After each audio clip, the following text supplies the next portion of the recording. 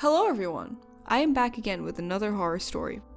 This story was sent in by a subscriber. Let me tell you her story. Around 30 years ago, my friend Todd and I decided to go camping in a forest. We wanted to feel closer to nature and experience the outdoors like people before our time, but we also wanted to sleep in a bed and have our coffee, so we decided to get a cabin. He lived by one rule: one can only find true peace away from busy city life. I liked his idea. He proposed we don't take any popular tourist spots. Instead, we should rent a secluded cabin on the outskirts of Rambling Pine Campground about an hour from Washington, D.C.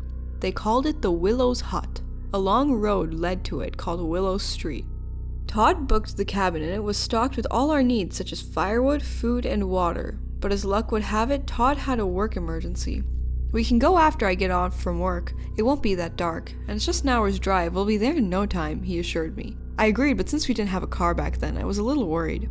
Todd had a friend who lived near Rambling Pine who had agreed to give us his car. We took a bus to the campground and reached the house but ran into bad luck. His friend had waited all morning and then left because Todd forgot to call ahead. In the 80s, we didn't have Uber or Lyft, so we tried hailing a cab. Once the cab came, we told the driver to take us to Willows Street. He looked at us in disbelief. "You want to go to the Willows Hut? After dark? Are you sure?" "Yeah, we're sure. How far is it from here? Can you give me an estimate of the time and fare?" "No way. Even animals avoid Willow Street. It's haunted. Nobody goes there, especially after sunset. It just isn't safe." "Oh, come on. If you're looking to make an extra $1, just say it. Don't try and spook us with ghost stories. It won't work." "No, sir. I'm just too scared to go in there. The stories they tell you, they're all true." Finally, the driver agreed to take us to the Willows cabin, but only after we agreed to pay him double the fare.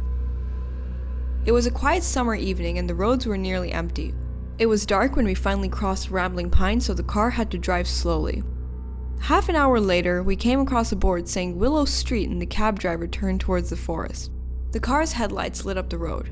The shrubs, branches, and rocks cast eerie-looking shadows. I thought my mind was just playing tricks on me and that the shadows were pretty normal.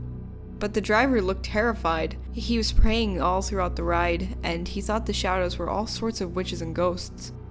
Todd and I kept poking fun at him, spooking him, pointing at something scary in the dark and laughing at him. When I looked at my watch, I was surprised that we'd been driving for an hour. "Hey, are we lost or something? Do you know the way? It's supposed to be a few minutes away from the Rambling Pine Campground. Where are we, man?" I was worried, but the driver was as white as a sheet. He wiped the sweat off his forehead and said, "We're on the right street, I think. I know the way well because I come here all the time, but only during the day.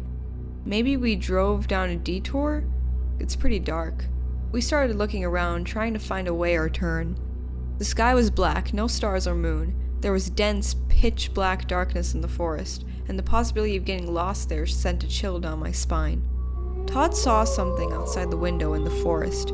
It was a man walking alongside the car. I got the car stopped near him, hoping he was from a nearby town. He was draped in an ebony scarf which covered his face. I could see his hair dangling along his shoulders. Rolling down the window, I called out, "Hey buddy, can you tell me which way to the cabin? We can't seem to find it. This is Willow Street, right?" Oddly, he didn't stop. It was as if he couldn't hear me and didn't even look up to me.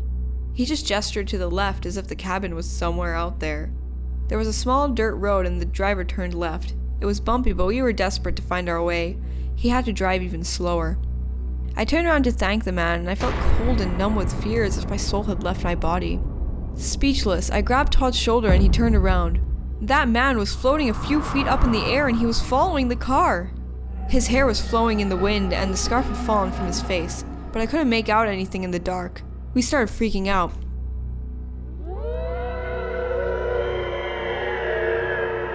Scared out of his mind, the cab driver put his foot on the gas and zoomed full speed down the bumpy road. Thankfully, a few minutes later, we saw the cabin lights. Speeding into the driveway compound, the driver yelled at the groundskeeper to shut the fence. He quickly closed the gates and ran to our side. One look at our faces and he said, "You really shouldn't have driven out in the dark. Willow Street can be dangerous. Strange things have been happening for the past few months. People say it's haunted by ghosts and ghouls roaming around after dark. If they find someone after the sun sets, that person does not see the morning light. They don't let anyone live." To this day, if someone talks about camping or cabins, I get goosebumps. I can never forget that terrifying night. I cannot forget the faceless floating man. Or was it a ghoul? In the morning, Todd was packed up and ready to go home. He shuddered. I can't spend a minute more in fear. My dull, drab city life is much better than this haunted forest.